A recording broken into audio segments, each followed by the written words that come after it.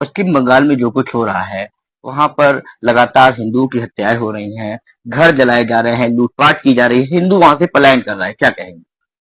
देखिए, ऐसा है, जहां जहां बीजेपी की सरकार नहीं है जी।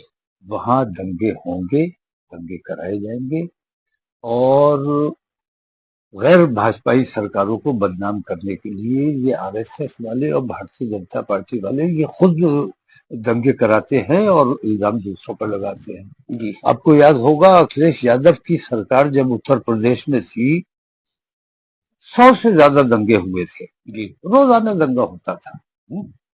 अब दंगा नहीं होता है। 14 से पहले बम फटते थे, रोजाना बम फटा करते थे, रोज बम ब्लास्ट की खबरें आती थी। अब नहीं आती।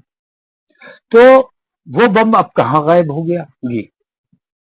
ये सारी साजिशें रची जाती हैं और सरकारों को बदनाम करके अब तो आलम ये हो गया है कि लोगों को ये लगता है कि अगर दंगे से अपने देश को और प्रदेश को बचाना है तो भारतीय जनता पार्टी की सरकार ले आओ।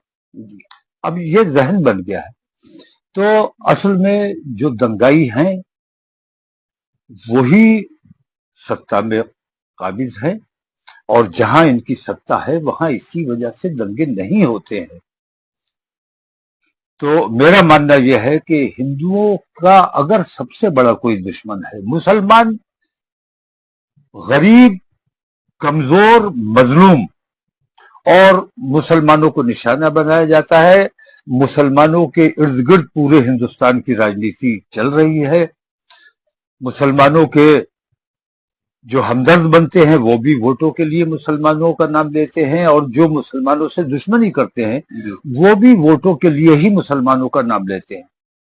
तो ये जो देश में माहौल बना दिया गया है ये देश के लिए बेहद खतरनाक है, और मैं ये समझता हूं कि ये लोग देश का नुकसान करने का काम कर रहे हैं। मुसलमानों का या किसी का नुकसान नहीं हो रहा है, सिर्फ देश का नुकसान हो रहा है। राज्य सरकार की जिम्मेदारी। पश्चिम बंगाल में जो कुछ हो रहा है, वहां पर लगातार हिंदुओं की हत्याएं हो रही हैं, घर जलाए जा रहे हैं, लूटपाट की जा रही है, हिंदू वहां से पलायन कर रहा है, क्या कहेंगे?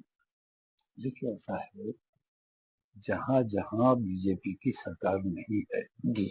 वहां दंगे होंगे, दंगे कराए जाएंगे, और गैर भाजपाई सरकारों को बदनाम करने के लिए ये आरएसएस वाले और भारतीय जनता पार्टी वाले ये खुद दंगे कराते हैं और इल्जाम दूसरों पर लगाते हैं। जी। आपको याद होगा, अखिलेश यादव की सरकार जब उत्तर प्रदेश में थी, 100 से ज्यादा दंगे हुए थे। जी। रोजाना दंगा होता था। अब दंगा नहीं होता है।